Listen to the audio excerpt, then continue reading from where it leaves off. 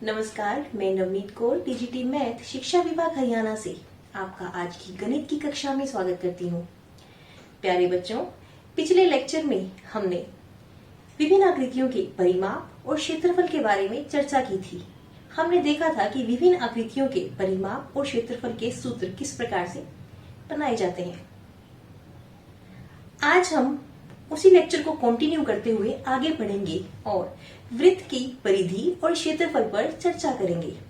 तो बच्चों, वृत्त की परिधि और क्षेत्रफल के बारे में जानने से पहले हम एक बार दोहराते हैं कि हमने पिछली कक्षा में वृत्त के बारे में क्या पढ़ा है। तो वृत्त के बारे में हमने पढ़ा था कि सबसे पहले हम एक केंद्र बिंदु लेते हैं, उसके पश्चात हम उस केंद्र बिंदु पर प्रकार रखकर कुछ त्रिज्या लेकर एक वृत्त खींचते हैं।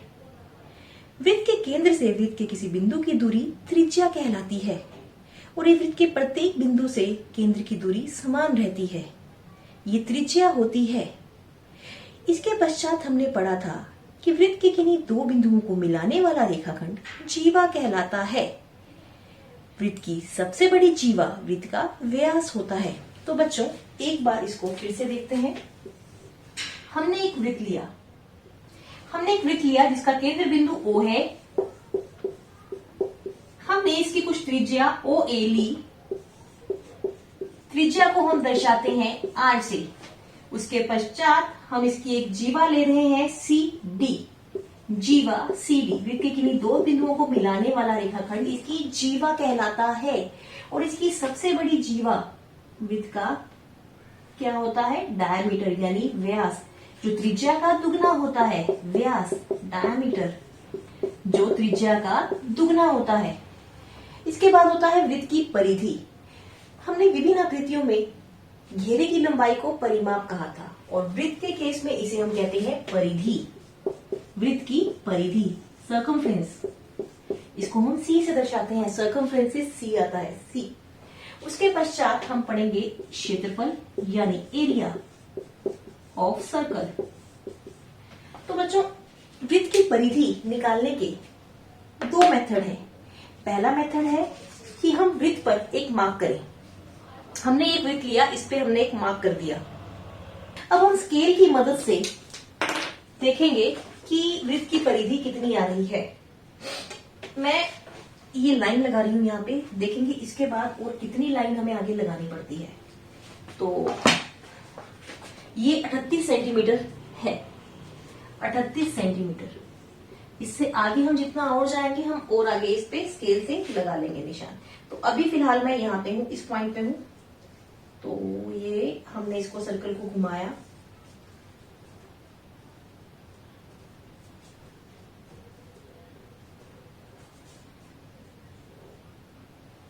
हमने वापस इस पॉइंट को यहाँ नीचे लेके आना है लाइन पे।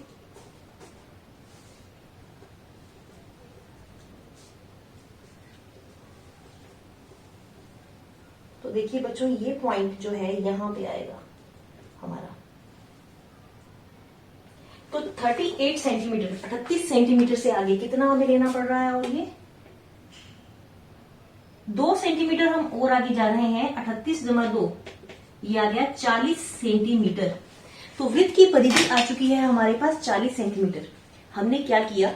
हमने यहां से चलना आरंभ किया, उसके पश्चात वापिस यहां पे आ गए। तो ये हो गई वृत्त की परिधि।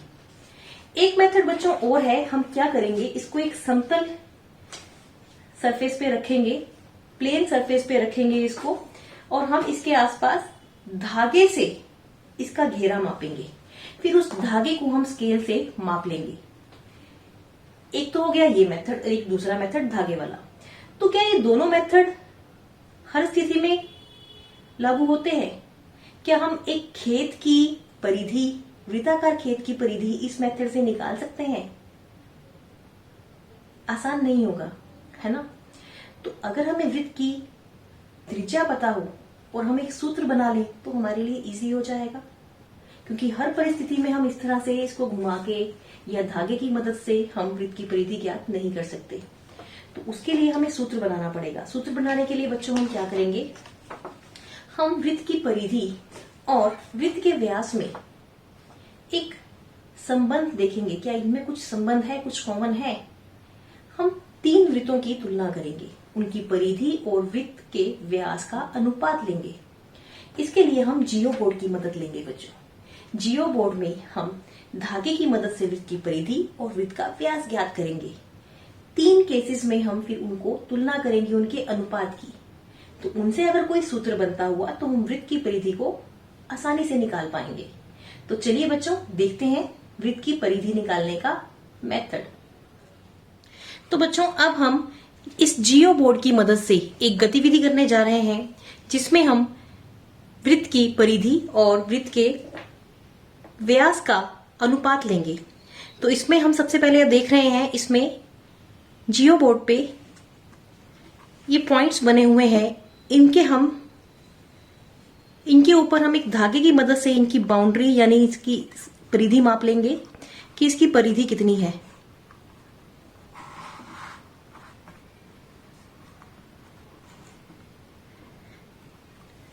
तो ये आ रही है बच्चों, इसको हम स्केल से मेजर कर लेते हैं।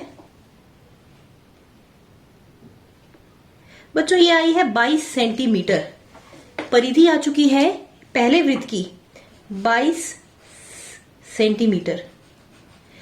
इसके बाद हम इस वृत्त का व्यास चेक कर लेते हैं। सबसे पहले वृत्त का व्यास कितना है, फिर हम उसको मेजर करेंगे। तो हम यहां से चेक कर रहे हैं वृत्त का व्यास, पहले वृत्त का व्यास। तो बच्चों ये देखिए, ये है पहले वृत्त का व्यास। कितना आ रहा है इसको भी हम मेजर कर लेते हैं बच्चों। देखिए ये आ रहा है 7 सेंटीमीटर। तो हम यहां लिख लेंगे, हमने एक टेबल बना रखा है जिसमें वृत्त संख्या, पहला वृत्त, दूसरा वृत्त, तीसरा वृत्त, फिर उसकी परिधि, व्यास 7 सेंटीमीटर। इसके पश्चात अब हम दूसरा वृत्त लेते हैं बच्चों।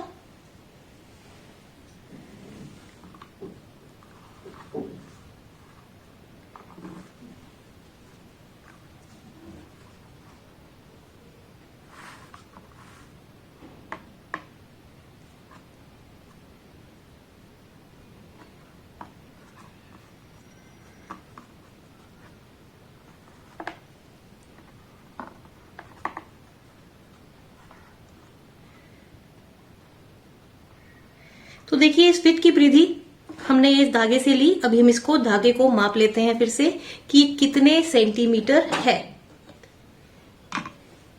तो हम यहां से इसको माप लेंगे।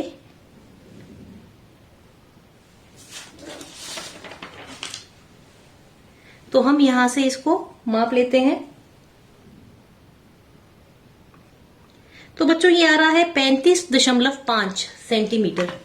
35.5 सेंटीमीटर। इसके पश्चात हम इस वृत्त का व्यास देख लेते हैं कितना है।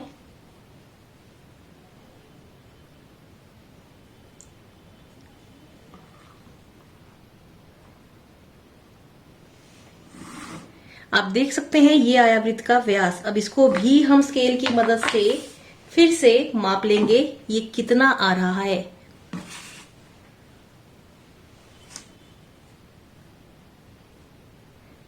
बच्चों ये आ रहा है 11.5।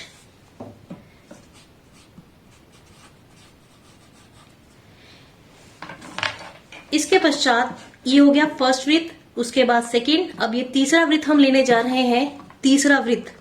तो तीसरे वृत्त में हम फिर से इसकी परिधि चेक करते हैं, परिधि धागे से मापते हैं कितनी है।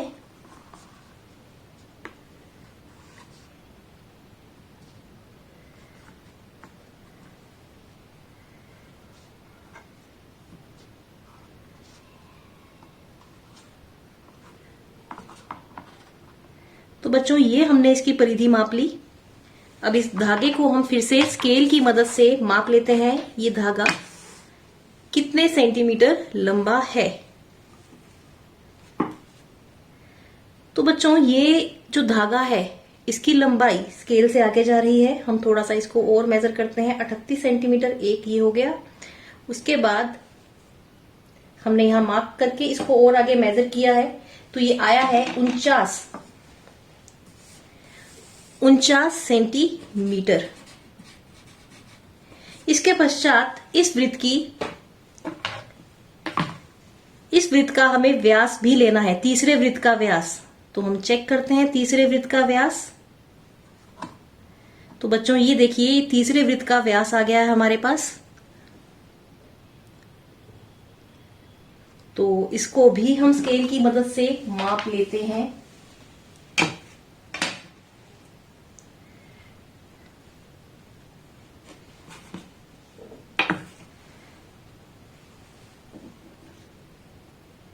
तो बच्चों ये आ रहा है 15.6 सेंटीमीटर। 15.6 सेंटीमीटर। बच्चों हमने क्या किया, हमने ये जियो बोर्ड लिया, इसमें हमने यहां से वृत्त की परिधि ज्ञात की, पहले वृत्त की, फिर दूसरे वृत्त की, फिर तीसरे वृत्त की। उसके पश्चात हमने इनके व्यास लिए, यहां से हमने व्यास लिया। पहले इन दो बिंदुओं के बीच की दूरी, व्यास केंद्र से होकर गुजरता है, सबसे बड़ी जीवा। फिर हमने इस और इस बिंदु के बीच की दूरी ली, फिर हमने यहां से तीसरे वृत्त का व्यास लिया। अब हम क्या कर रहे हैं बच्चों, हम परिधि और व्यास का अनुपात ले रहे हैं। तो पहले में आ गया 22/7। दूसरा देखते हैं 35.5, 11.5। बच्चों जब इसको हम हल करते हैं तो ये सिंप्लीफाई करके आता है 3.1। इसके पश्चात 49/15.6। इसको जब हम सिंप्लीफाई करते हैं, हल करते हैं, तो ये आता है 3.14। तो बच्चों आप देख रहे हैं C/D का मान 22/7, 3.1, 3.14। आपको पता है पाई का मान लगभग मान 22/7 या 3.14 होता है। अपनी कैलकुलेशन इजी करने के लिए हम पाई का मान क्या लेते हैं, 22/7 या 3.14। इसकी एग्जैक्ट वैल्यू नहीं लेते, हम कैलकुलेशन इजी करने के लिए इसका सन्निकट मान ले लेते हैं। तो आप देख रहे हैं तीनों वैल्यू पाई के मान के बराबर है। तो इसका अर्थ ये है कि ये भी पाई के लगभग है, ये भी पाई के लगभग है, और ये तीनों पाई के मान के लगभग बराबर आ रही हैं। तो इसका मतलब हम कह सकते हैं C/D बराबर पाई, यानी परिधि, और व्यास में एक संबंध बन गया C बराबर पाई D, परिधि बराबर पाई गुना व्यास। अब हमें पता है बच्चों D क्या होता है, व्यास, त्रिज्या का दुगना यानी 2r। तो यहां से आ जाएगा 2πr। तो यहां से बच्चों परिधि आ गई आपके पास 2πr। बच्चों हमने ये गतिविधि जियो बोर्ड की मदद से की है। आप अपने घर में ये गतिविधि किसी वृत्त की मदद से कर सकते हैं। आप 3 वृत्त या 2 वृत्त बनाइए, उनको धागे की मदद से या स्केल की मदद से आप इस तरह से उनकी परिधि चेक कीजिए, इस प्रकार से। उसके पश्चात आप उसका व्यास लीजिए। आप उस तरह से भी ये गतिविधि कर सकते हैं। तो बच्चों इस तरह से हमने परिधि का सूत्र निकाला। परिधि बराबर 2πr, वृत्त की परिधि बराबर 2πr।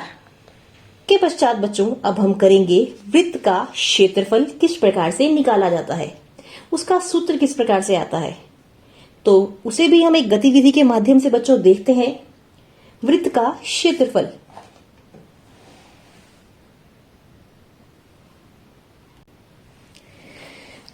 तो बच्चों आप देख रहे हैं हमने एक वृत्त के कुछ हिस्से किए हैं। कितने हिस्से किए हैं हमने इसके 8 त्रिज्याखंड लिए हैं। 1 2 3 4 5 6 7 8। अब हम इन त्रिज्याखंडों को जोड़ेंगे। हम इन सारे त्रिज्याखंडों को अलग कर लेते हैं। देखिए एक वृत्त के इसी माप के वृत्त के हमने ये हिस्से किए हैं। अब हम इनको क्रम में जोड़ेंगे कुछ इस प्रकार से।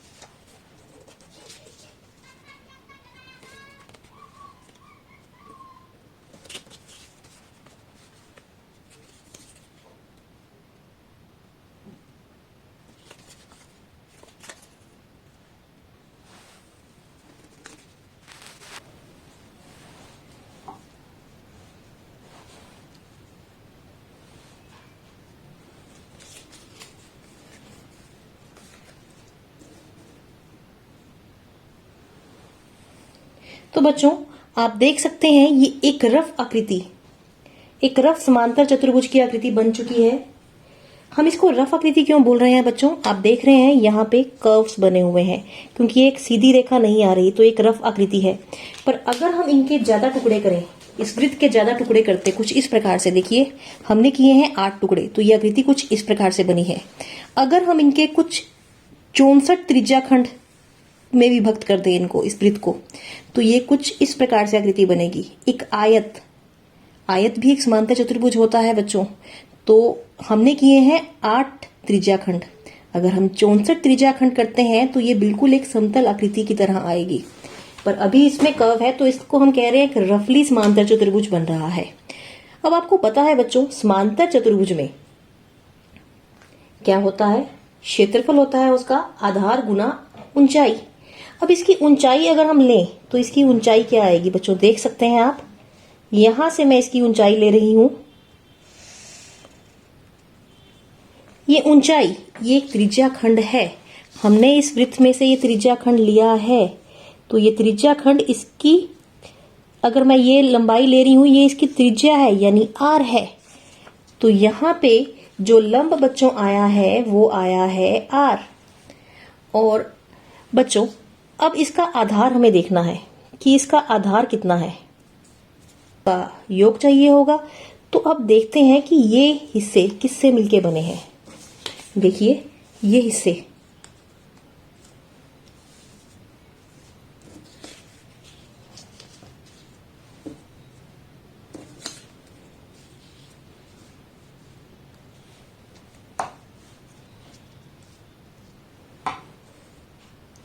ये इनकी जो लंबाई है बच्चों, ये अर्धवृत्त बन रहा है। क्या बन रहा है? ये अर्धवृत्त। तो अर्धवृत्त का अभी हम करके हटे हैं कि परिधि जो होती है 2 पाई आर होती है वृत्त की। तो आधे वृत्त की परिधि क्या होगी बच्चों? Pi are. यानी जो ये लंबाई होगी बच्चों, ये होगी पाई आर। तो यानी हमारे पास, हम फिर से इनको अरेंज करते हैं यहां पे।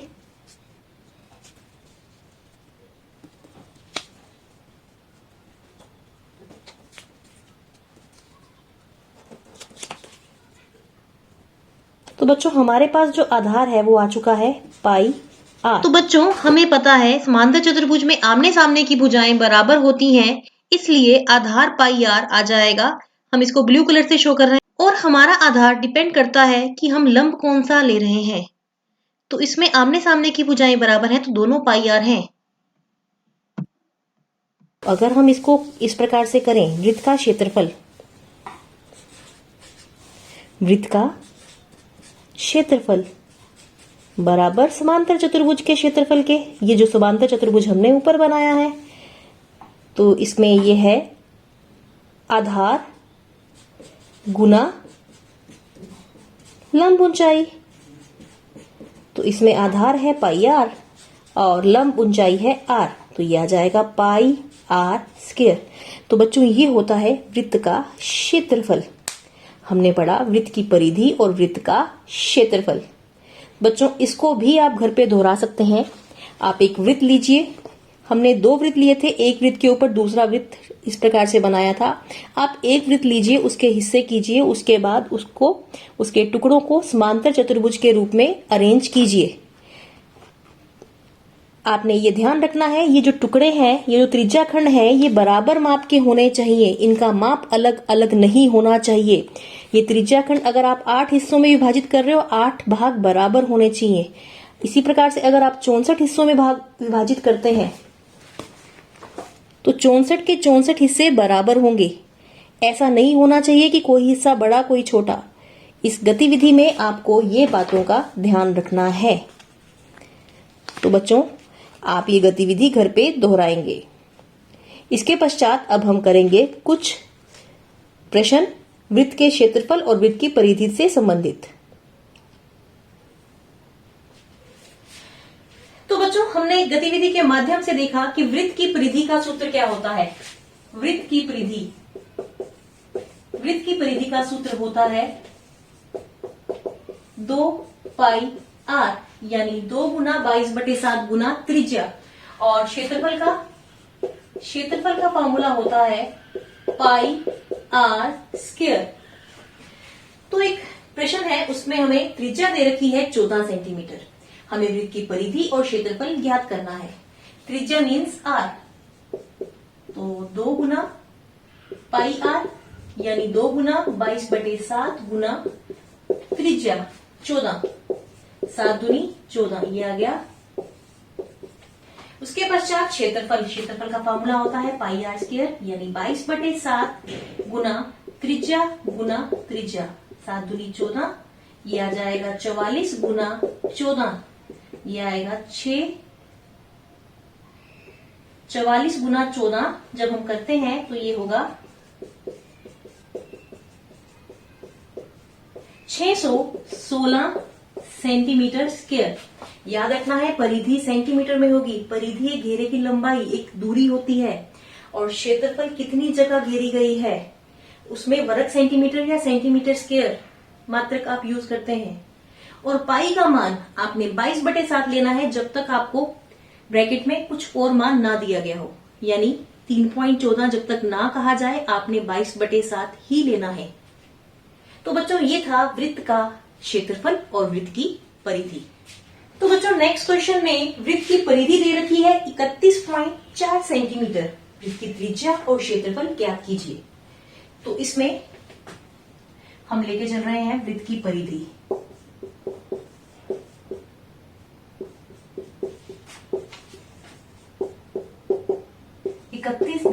.4 सेंटीमीटर। 2 पाई आर बराबर 31.4। तो बच्चों इसमें हमें पाई का मान जो है वो दे रखा है 4। इसमें हमें पाई का मान दे रखा है 3.14। तो 2 गुना 3.14 गुना आर बराबर 31.8। आर इधर रहेगा, बाकी ये दोनों बराबर के उधर जाके बटे में आ जाएंगे। दशमलव हटाएंगे, बटे में 100, 10। इधर से दशमलव हटाएंगे, ऊपर जाएगा 100। 0 से कट गई 0, 314 से 314, 2 एकम 2, 2 पंजे 10। तो त्रिज्या आ गई बच्चों आपके पास 5 सेंटीमीटर। अब हमें निकालना है वृत्त का क्षेत्रफल। तो क्षेत्रफल का क्या फॉर्मूला होता है बच्चों? Pi R square. Pi R square 3.14 यानी 314/100 गुना 5 गुना 5। तो ये हो जाएगा 5 दूनी 10, 0, 5 चौका 20, 2 दूनी 4, 2 एकम 2, 2 पंजे 10, 2 सत्ते 14। तो 157/2 सेंटीमीटर स्क्वायर, या इसको दशमलव में बदल सकते हैं। 2 सत्ते 14, 2 अट्ठे 16, 2 पंजे 10, 78.5। तो यह आ जाएगा 78.5 सेंटीमीटर स्क्वायर। तो बच्चों आपने देखा कि वृत्त की परिधि और वृत्त का क्षेत्रफल किस प्रकार से ज्ञात किया जाता है। हमने कुछ उदाहरणों की मदद से इनको देखा, और साथ ही साथ बच्चों आपने आज सीखा कि वृत्त की परिधि निकालने के लिए हमने वृत्त की परिधि और व्यास में एक सूत्र बनाया, और साथ ही साथ वृत्त का क्षेत्रफल ज्ञात करने के लिए हमने उन्हें टुकड़ों में काटा, और उसके पश्चात हमने समांतर चतुर्भुज के क्षेत्रफल का फार्मूला अप्लाई करके वृत्त का क्षेत्रफल ज्ञात किया। आशा करती हूँ आपको ये सब समझ आया होगा। आप इसका घर पे अभ्यास करेंगे तथा इसकी मदद से अपनी गणित की पुस्तक से प्रश्नों का अभ्यास करेंगे। धन्यवाद।